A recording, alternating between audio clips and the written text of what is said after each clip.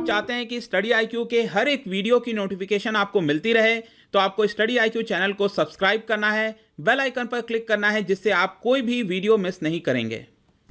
नमस्कार दोस्तों, आज हम इस वीडियो में जानेंगे स्टेटस ऑफ प्राइवेट स्कूल्स के बारे में।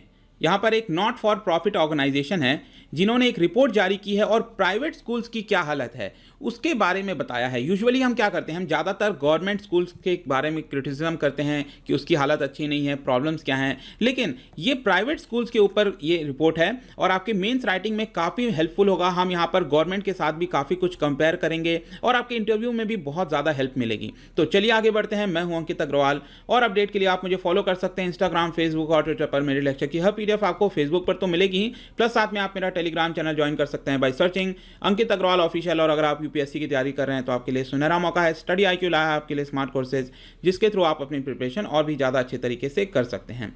तो सबसे पहले मैं दोस्तों आपको बता दूं, ये जो स्टेटस रिपोर्ट है ये जारी किया गया है बाय सेंट्रल स्क्वायर फाउंडेशन और ओमट्यार नेटवर्क इंडिया के द्वारा। इसके बारे में अगर आपको और जानना है तो यहाँ पर मैंने इन्फॉर्मेशन डाल दी है, आप चाहें तो इसको एक बार पढ़ सकते हो। लेकिन अब हम चलते हैं कि क्या क्या इंपॉर्टेंट चीज़ें बताई गई हैं। सबसे पहले यहाँ पर यह बताया गया है कि कितने प्राइवेट स्कूल्स हैं हमारे देश के अंदर, कितने गवर्नमेंट स्कूल्स हैं। तो प्राइवेट स्कूल्स की संख्या 4.6 लाख है और गवर्नमेंट सरकारी स्कूल की संख्या 10.9 लाख है। मतलब कि प्राइवेट से डबल से भी ज़्यादा संख्या जो है आपको सरकारी स्कूल्स की दिखेगी। लेकिन यहाँ पर प्रॉब्लम क्या आती है, प्रॉब्लम ये आती है कि जो भार है प्राइवेट स्कूल्स के ऊपर वो कहीं ज़्यादा है गवर्नमेंट स्कूल से। क्योंकि अगर आप देखिए कितने बच्चे पढ़ रहे हैं इन स्कूलों में, तो आप देखेंगे कि जो सरकारी स्कूल है उसमें बच्चों की संख्या है 13.1 करोड़ और प्राइवेट स्कूल्स में बच्चों की संख्या है 11.9 करोड़। तो अगर आप इसको कंपेयर करिए कि यहाँ पर प्राइवेट स्कूल्स की संख्या कम है लेकिन बच्चे यहाँ पर ज़्यादा पढ़ रहे हैं, काफ़ी ज़्यादा। और अगर यहाँ पर गवर्नमेंट स्कूल्स की देखिए तो 10.9 लाख स्कूल्स हैं, लेकिन बच्चों की संख्या देखिए तो ये ऑलमोस्ट प्राइवेट स्कूल्स के बराबर है। तो यहाँ पर ये एक बहुत बड़ी दिक्कत आती है। दूसरा यहाँ पर ये इसलिए बताया जा रहा है कि जो लो मिडिल इनकम जो फैमिलीज होती हैं भारत के अंदर, वो अगर आप ज़्यादातर देखेंगे, हम लोग क्या करते हैं आसपास ज़्यादातर क्या प्रेफर करते हैं, प्राइवेट स्कूल्स ही प्रेफर करते हैं। तो इसका एक बहुत बड़ा कारण है कि जो लोगों का प्रेफरेंस गया है प्राइवेट स्कूलों के ऊपर, इसकी वजह से जो रेशियो आपको यहाँ पर देखने को मिल रहा है वो काफ़ी ज़्यादा टिल्टेड है प्राइवेट स्कूल्स की तरफ। और यहाँ पर ये रीज़न क्या है, बेसिकली यहाँ पर जब जो जो आपके पेरेंट्स होते हैं वो क्यों आखिरकार प्राइवेट स्कूल्स को ज़्यादा प्रेफर करते हैं, तो उसमें एक सबसे बड़ा रीज़न ये पाया गया, 73% रीज़न ये है कि बेटर लर्निंग एनवायरनमेंट। यहाँ पर जो पेरेंट्स हैं उनको ऐसा लगता है कि जो प्राइवेट स्कूल्स हैं वो ज़्यादा अच्छा एनवायरनमेंट प्रोवाइड करते हैं लर्निंग के लिए कंपेयर टू सरकारी स्कूल्स। ठीक है। दूसरा यहाँ पर रीज़न ये बोला गया कि इंग्लिश मीडियम जो एजुकेशन है वो आपको ज़्यादातर प्राइवेट में ही देखने को मिलेगी, तो इसमें यहाँ पर दिया जाता है एफर्ट। फिर तीसरा यहाँ पर बोला जा रहा है कि government institute is not available near by. कई जगह पर आपने देखा होगा सरकारी स्कूल शायद अवेलेबल नहीं है, तो वो भी एक रीज़न हो सकता है। लेकिन यहाँ पर सबसे ज़्यादा रीज़न, जैसा कि मैंने आपको बताया 73%, वो ये बोला जा रहा है कि जो बेटर लर्निंग एनवायरनमेंट है, ऐसा पेरेंट्स को लगता है कि इसलिए वो अपने बच्चे को प्राइवेट स्कूल्स में भेजना चाहते हैं।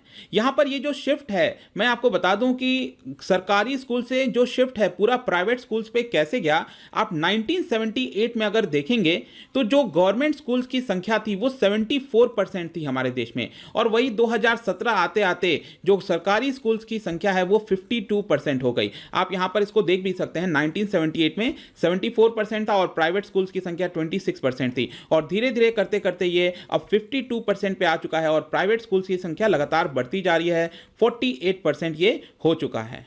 और सिर्फ यही नहीं, यहाँ पर एक और इंपॉर्टेंट चीज़ है, जैसे जैसे जो एजुकेशन का लेवल है वो राइज होता जाता है, जैसे कि प्राइमरी से अगर आप सेकेंडरी जाओगे फिर हायर में जाओगे, तो वहाँ पर प्राइवेट स्कूल्स का, प्राइवेट कॉलेजेस का रोल ज़्यादा बढ़ जाता है। आप यहाँ पर देख सकते हैं कि प्राइमरी 1 to 5, यहाँ पर आप देखिए 57% जो संख्या है वो गवर्नमेंट स्कूल्स के द्वारा है और प्राइवेट स्कूल्स 43% है। मतलब कि प्राइवेट की संख्या कम है। अब आप जैसे जैसे इसमें बढ़ते जाएंगे और सीनियर सेकेंडरी में आ जाएंगे 11th और 12th में, यहाँ पर देखिए प्राइवेट स्कूल्स की संख्या परसेंटेज में काफ़ी ज़्यादा हो गई है। 64% प्राइवेट स्कूल्स हैं और 36% ही गवर्नमेंट स्कूल्स देखने को मिलेंगे। तो ये भी एक चीज़ ध्यान रखिएगा कि जैसे जैसे एजुकेशन लेवल राइज होता है वहाँ पर प्राइवेट स्कूल्स की जो कंट्रीब्यूशन है वो ज़्यादा होती जाती है। और सिर्फ यही नहीं, हमें कई बार लगता है कि रूरल एरियाज़ में जो सरकारी स्कूल है उन्हीं का दबदबा होगा, वो है, लेकिन स्टिल हम कह सकते हैं कि 1/3 दैट इज 35% जो स्कूल्स हैं वो भी प्राइवेट स्कूल्स हैं। मतलब कि रूरल एरियाज़ में भी अब धीरे धीरे क्या है कि प्राइवेट स्कूल्स की संख्या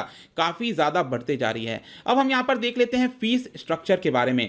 हमें कई बार ऐसा लगता है कि जो प्राइवेट स्कूल्स हैं वो बहुत ज़्यादा फीस लेते हैं, लेकिन मैं बता दूं वो ज़्यादातर जो हमारा परसेप्शन है वो हमें कुछ चुनिंदा जो प्राइवेट स्कूल्स हैं उनको देखकर आता है। यहाँ पर ये आंकड़ा पाया गया, आप इसको अच्छे से एक ग्राफ के थ्रू देख सकते हैं कि वो सारे प्राइवेट स्कूल्स जो फीस हर महीना 0 to 200 के बीच में लेते हैं, 200 से नीचे लेते हैं, उनकी संख्या 16% है। ऐसे करते करते आप देखोगे तो यहां पर आपको यह देखने को मिलेगा कि वो सारे प्राइवेट स्कूल जिनका फीस 500 रुपए से कम है हर महीना, ठीक है, उनकी संख्या 45% है। वो सारे प्राइवेट स्कूल्स जो 1000 रुपए से कम लेते हैं फीस, ठीक है, हर महीना, उनकी संख्या 70% है। आप सोच के देखिए, इतनी ज़्यादा है। और सिर्फ 9.4% ही ऐसे स्कूल्स हैं जो 2000 से ज़्यादा फीस लेते हैं। तो आप क्लियरली देख पाते हो कि यहाँ पर जो प्राइवेट स्कूल्स ज़्यादातर परसेप्शन होता है कि बहुत ज़्यादा फीस लिया जाता है, ऐसा भी नहीं है। यहाँ पर कुछ चुनिंदा ऐसे होते हैं जो कि जिनका फीस बहुत ज़्यादा हाई होता है और इसकी वजह से हमारा परसेप्शन ज़्यादातर आपको ये देखने को मिलेगा। और प्राइवेट स्कूल्स के द्वारा भी अगर आप देखेंगे तो हमारे इकोनॉमी के अंदर 1.75 लाख करोड़ कंट्रीब्यूट किया जाता है लगभग हर साल। यहां पर अब हम बात करते हैं कि एक जो स्कूल होता है उसका साइज कितना बड़ा होता है। तो प्राइवेट स्कूल में अगर आप देखेंगे तो वहां पर हर एक स्कूल में मतलब एवरेज के तौर पर 246 स्टूडेंट्स पढ़ते हैं, ठीक है, एवरेज में। और अगर आप गवर्नमेंट स्कूल में देखिए तो एवरेज में 120 बच्चे ही पढ़ते हैं, सिर्फ 120 बच्चे पढ़ते हैं हर एक स्कूल में एवरेज के तौर पर। और यहाँ पर अगर आप देखिए कि 65% गवर्नमेंट स्कूल्स ऐसे हैं जहाँ पर 100 से कम बच्चे पढ़ते हैं और प्राइवेट में सिर्फ 38% ही ऐसे स्कूल्स हैं जहाँ पर 100 से कम बच्चे पढ़ते हैं। तो कहीं ना कहीं जो साइज़ है वो हमें और थोड़ा बढ़ाने की ज़रूरत है गवर्नमेंट स्कूल्स के अंदर भी। मतलब कि ज़्यादा से ज़्यादा एनरोलमेंट हो बच्चों का, उसका विस्तार थोड़ा बड़ा किया जाए, क्योंकि जितना ज़्यादा बच्चे होंगे कंपटीशन ज़्यादा होगा, वहाँ पर अच्छी लर्निंग आउटकम्स हो सकती हैं। इनफैक्ट यहाँ पर एक और इंपॉर्टेंट चीज़ इस रिपोर्ट में ये बताई गई कि ज़्यादातर जो गर्ल्स होती हैं, ठीक है, जो लड़कियां होती हैं, उनको गवर्नमेंट स्कूल्स में भेजा जाता है। आप देख सकते हैं कि 55.7% जो गर्ल्स हैं वो गवर्नमेंट स्कूल में जाती हैं, सरकारी स्कूल में जाती हैं। लेकिन जो बॉयज़ हैं 49.5% ही बॉयज़ जो हैं आपके गवर्नमेंट स्कूल्स में जाते हैं, ठीक है। तो इसका मतलब क्या है, यहाँ पर डायरेक्टली आपको जो जेंडर डिस्क्रिमिनेशन है, मैं ये नहीं कहूँगा कि अब बहुत ज़्यादा है, हाँ अभी भी है, पहले काफ़ी ज़्यादा हुआ करता था, अभी इसमें काफ़ी कमी आई है, ठीक है। बट स्टिल यहाँ पर हमें जेंडर डिस्क्रिमिनेशन आपको देखने को मिलेगा कि गर्ल्स को ज़्यादातर सरकारी स्कूल में प्रेफर किया जाता है और जो बॉयज़ होते हैं उनको ज़्यादातर कोशिश की जाती है प्राइवेट स्कूल्स में भेजने की। अब हम देख लेते हैं टीचर्स का क्या पोजीशन है, कितने टीचर्स हैं। तो यहाँ पर अगर आप देखेंगे जितने भी प्राइवेट स्कूल्स हैं, ठीक है, निजी विद्यालय हैं, स्कूल्स हैं, वहाँ पर हर एक क्लास के लिए हर एक टीचर अवेलेबल हो, एटलीस्ट एक क्लास के लिए एक टीचर अवेलेबल हो। ऐसे कितने सारे प्राइवेट स्कूल्स हैं, तो 81% ऐसे प्राइवेट स्कूल्स हैं जहां पर एटलीस्ट एक क्लास के लिए एक टीचर अवेलेबल हो। मतलब कि एटलीस्ट इतना तो होना चाहिए, क्योंकि अगर जो स्कूल्स हैं वहां पर टीचर्स नहीं अवेलेबल होंगे तो प्रॉब्लम होगी, लर्निंग नहीं हो पाएगा।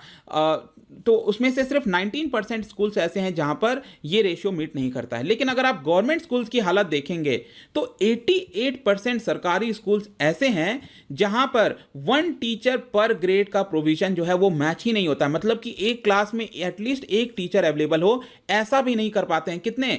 88% गवर्नमेंट स्कूल। तो जस्ट आप इमेजिन कर सकते हो कि जब टीचर्स नहीं अवेलेबल होंगे तो, और इसकी वजह से आपने कई बार न्यूज़ में भी देखा होगा, यूपी में कई बार हमें टीचर्स का आंदोलन देखने को मिलता है, कई जगह काफ़ी जगह हमें यहाँ पर जो करप्शन के केसेस हैं, हरियाणा में कुछ साल पहले देखने को मिला था, राइट। इस तरह की काफ़ी सारी चीज़ें होती रहती हैं, एक तरह से पूरा पॉलिटिकल मुद्दा बन गया है। तो कहीं ना कहीं इससे हमें बाहर निकलने की ज़रूरत है। अगर हम राज्यों को कंपेयर करें, स्टेट्स को कंपेयर करें, तो गोवा सबसे नंबर 1 पर आता है प्राइवेट स्कूल्स के मामले में। गोवा राज्य के अंदर 83% जो स्कूल्स हैं वो प्राइवेट हैं। लेकिन आप वही बाकी राज्यों में देखिए, जैसे कि वेस्ट बंगाल हैं, सिर्फ 12% स्कूल्स ऐसे हैं जहां पर प्राइवेट स्कूल्स हैं। बिहार में सिर्फ 14% स्कूल्स ऐसे हैं जो कि प्राइवेट स्कूल्स हैं।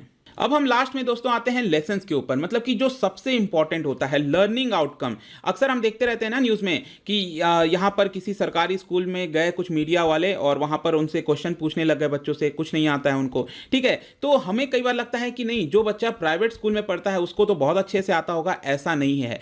यहाँ पर इस पर्टिकुलर स्टेटस रिपोर्ट में ये बताया गया कि हमें प्राइवेट स्कूल्स में भी ध्यान देने की ज़रूरत है गवर्नमेंट स्कूल्स के साथ साथ। जैसे कि एग्जाम्पल के तौर पर यह बताया गया कि रूरल के अंदर जो प्राइवेट स्कूल्स हैं 60% स्टूडेंट्स क्लास 5 के 3 डिजिट का सम भी नहीं कर पाते हैं, ठीक है, डिवीजन भी नहीं कर पाते हैं। 35% जो है क्लास 2 लेवल का यहाँ पर पैराग्राफ भी नहीं पढ़ पाते हैं। तो आप देख सकते हैं कि यहाँ जो लर्निंग डेफिशिएंसी है वो आपको प्राइवेट स्कूल्स में भी देखने को मिलेगी। तो यहां पर आपको कई लोगों को अब यह भी लग सकता है कि नहीं, जो रिच हाउस होल्ड्स होते हैं वहां पर तो बच्चे अच्छे से पढ़ते होंगे, ऐसा भी नहीं है। यहां पर इस रिपोर्ट में बताया गया कि जो रिचेस्ट 20% हाउस होल्ड्स हैं जो कि प्राइवेट स्कूल्स में भेजते हैं, वहां पर अगर आप देखिए तो 8 से 11 साल के जो बच्चे होते हैं उसमें से 56% बच्चे बेसिक यहाँ पर रीड नहीं कर पाते हैं क्लास 2 लेवल का पैराग्राफ। तो यहाँ पर ऐसा भी नहीं है कि जो रिच हाउस होल्ड से बच्चे आते हैं वो अच्छे से अटेंड कर पाते हैं, अच्छे से पढ़ पाते हैं। तो आप क्लियरली एक अल्टीमेटली आप ये कह सकते हो कि हमारे देश के अंदर चाहे सरकारी स्कूल्स की हालत हो, प्राइवेट स्कूल्स की हालत हो, वो कोई बहुत ज़्यादा अच्छी नहीं है। लेकिन क्योंकि हम यहाँ पर प्राइवेट स्कूल्स की स्पेशली बात कर रहे हैं तो यहाँ पर कुछ प्रॉब्लम्स के बारे में बताया गया। जैसे कि यहाँ पर जो सरकार है वो ज़्यादातर एंट्री और इनपुट्स के ऊपर ध्यान देती है, मतलब कि कोई प्राइवेट स्कूल्स खुलेगा कि नहीं खुलेगा, कितना खुलेगा, ये सारी चीज़ों पर सरकार का फोकस रहता है। सरकार का कभी ज़्यादा फोकस जो है लर्निंग आउटकम्स पे नहीं होता है, ठीक है। यहाँ पर रूल्स रेगुलेशंस को ज़्यादा तरीके से दिखाया जाता है, इम्पार्शियल तरीके से भी इंप्लीमेंट किया जाता है। आपने देखा होगा ना, किसी का कॉन्टैक्ट है किसी पॉलिटिकल पार्टीज के साथ तो उसको स्कूल ओपन करने की अनुमति दी जाती है। इस तरह की हमें चीज़ें देखने को मिलती हैं। तो यहाँ पर एक तो सुधार करना है।